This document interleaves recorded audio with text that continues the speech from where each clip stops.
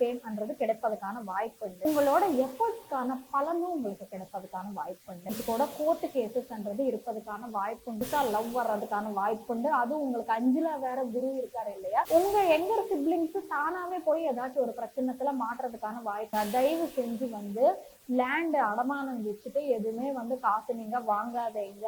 வண்டி ஓட்டும் போது ஜாக்கிரதையா இருங்க.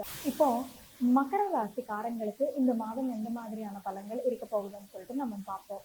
மகர ராசிக்காரங்களுக்கு பாத்தீங்கன்னா உங்களோட 3ஆம் இடத்துல 10ஆம் இடத்து அதிபதியான சுக்கிரன் வந்து உச்சகட்டத்துல இருக்காங்க, ராகுவுடன் இணைந்து இருக்காங்க.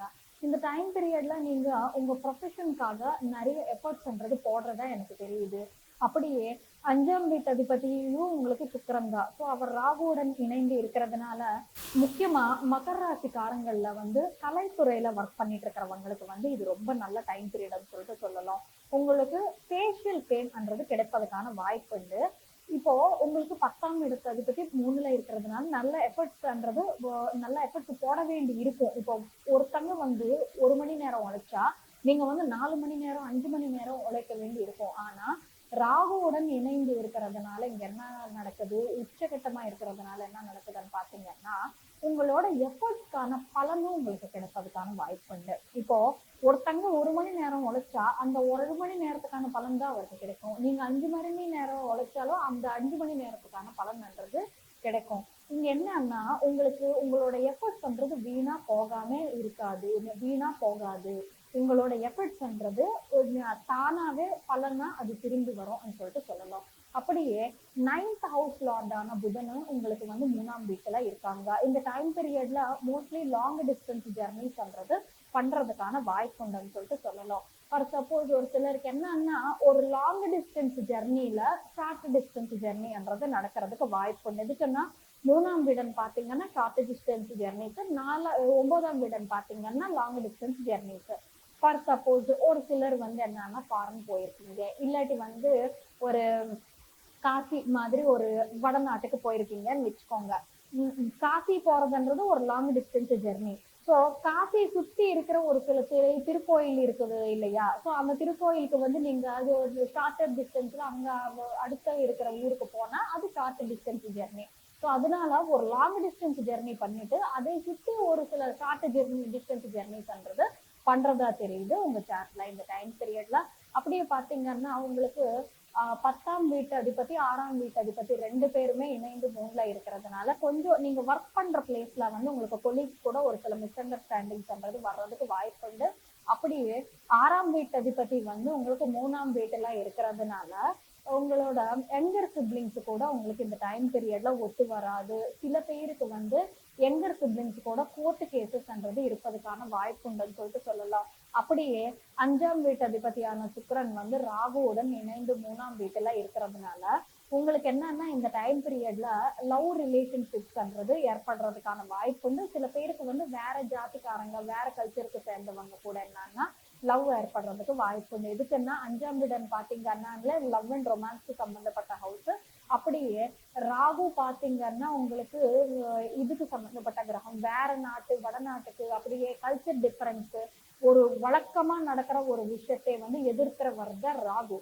ஸோ இங்க பஞ்சமம் பாத்தீங்கன்னா லவ் அண்ட் ரொமான்ஸ், சுக்கிரன் பாத்தீங்கன்னா லவ் அண்ட் ரொமான்ஸ்க்கு சம்பந்தப்பட்ட கிரகம், அவர் ராகுவோட இணைந்து இருக்காங்க இல்லையா. ஸோ இந்த டைம் பீரியட்ல மகர ராசிக்காரங்களுக்கு புதுசா லவ் வர்றதுக்கான வாய்ப்பு உண்டு. அதுவும் உங்களுக்கு 5ல வேற குரு இருக்காரு இல்லையா, ஸோ அதனால இந்த டைம் பீரியட்ல உங்களுக்கு புதுசா லவ் வர்றதுக்கு வாய்ப்பு உண்டுன்னு சொல்லிட்டு சொல்லலாம்.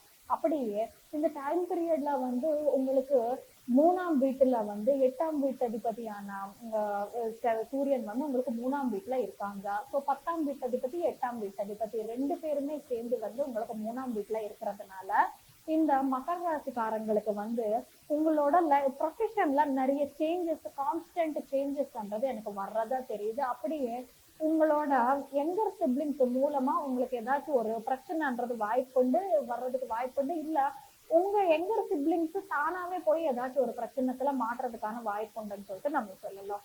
அப்படியே இந்த மகர ராசிக்காரங்க பொறுத்த வரைக்கும் பாத்தீங்கன்னா கம்யூனிகேஷன் நல்ல கம்யூனிகேஷன் தான் இருக்கும் இந்த டைம் பீரியட்ல. ஆனா கொஞ்சம் கம்யூனிகேஷன் எஃபெக்ட் ஆகுது. எதுக்குன்னு பாத்தீங்கன்னா 6ஆம் வீடு அதிபதி 3ல வந்திருக்காங்க. ஸோ நீங்க ஒண்ணு சொல்லினா மத்தவங்க அது இன்னொன்னு தான் நினைச்சுப்பாங்க. அப்படியே கம்யூனிகேஷன் ஹவுஸ்ல வந்து 4 கிரகங்கள் இருக்குது. ஸோ அதனால வந்து என்னன்னா இங்க உங்களுக்கு கம்யூனிகேஷன்ன்றது எஃபெக்ட் ஆகுறது மாதிரி தெரியுது. அப்படியே 4ஆம் வீடு அதிபதியான செவ்வாய் வந்து உங்களுக்கு 6ஆம் வீட்டுல இருக்காங்க. ஸோ இந்த டைம் பீரியட்ல உங்களுக்கு மன நிம்மதின்றது இருக்காது. மதர் கூட வந்து கொஞ்சம் உங்களுக்கு ஆர்குமெண்ட்ஸ் இந்த மாதிரி மிஸ் அண்டர்ஸ்டாண்டிங்ஸ்ன்றது இருக்கிறதுக்கான வாய்ப்புண்டு. அப்படியே இந்த டைம் பீரியட்ல வந்து நீங்க லேண்ட் வாங்குறதுக்கு லேண்ட் விற்கிறதுக்கு இது நல்ல டைம் பீரியடே கிடையாது. எதுக்குன்னா 4ஆம் வீட்டு அதிபதி 6ஆம் வீட்டெல்லாம் போயிருக்காங்க. தயவு செஞ்சு வந்து லேண்ட் அடமானம் வச்சுட்டு எதுவுமே வந்து காசு நீங்க வாங்காதீங்க, பிரச்சனைத்துல மாட்டுவீங்க. இந்த டைம் பீரியட்ல லேண்ட் மூலமா ப்ராப்பர்ட்டி ரிலேட்டட் இஷ்யூஸோ வெஹிக்கல்ஸ் ரிலேட்டட் இஷ்யூஸோ மகர ராசிக்காரங்க ஃபேஸ் பண்றதுக்கான வாய்ப்பு உண்டு. ஃபார் சப்போஸ் நீங்க காரோ பைக்கோ வச்சிருக்கீங்க, அது வந்து யாரோ ஒருத்தவங்க வந்து ஓட்டிக்கிட்டு போவாங்க, அவங்க போய் ஆக்சிடென்ட் பண்ணா உங்க தலை மேல விழுந்துரும் அந்த பழின்றது. ஸோ இந்த டைம் பீரியட்ல வந்து கொஞ்சம் கவனமா இருங்க. இந்த டைம் பீரியட்ல நீங்க லேண்ட் விற்கணும்னு பார்த்தா அது ரொம்ப குறைவான பிரைஸ்க்கு விற்கும். அதே வாங்கணும்னு பார்த்தீங்கன்னா அது ஆல்ரெடி லிட்டிகேஷன்ல மாட்டின லேண்ட் தான் இருக்கும். ஸோ அதனால வண்டி ஓட்டும் போது ஜாக்கிரதையா இருங்க. இது மகர ராசிக்காரங்களுக்கான பலன். இப்போ மகர ராசிக்காரங்களுக்கான ரெமெடி என்னன்னு சொல்லிட்டு நம்ம பார்ப்போம். மகர ராசிக்காரங்களுக்கு கொஞ்சம் ஸ்பீச்சிங் எஃபெக்ட் ஆகுது இல்லையா? ஸோ அதனால மகர ராசிக்காரங்க வந்து இந்த டைம் பீரியட்ல சங்கடஹர கணேச ஸ்தோத்திரம்ன்றது படிச்சுக்கிட்டா உங்களுக்கு எந்த விதமான கெட்ட பலனும் இருக்காது. மற்றபடி மகர ராசிக்காரங்களுக்கு எல்லா விதமான நல்ல பலன் அமையணும்னு சொல்லிட்டு அந்த கடவுள்கிட்ட வேண்டிக்கிட்டு சர்வே ஜனா சுகினோ பவந்து.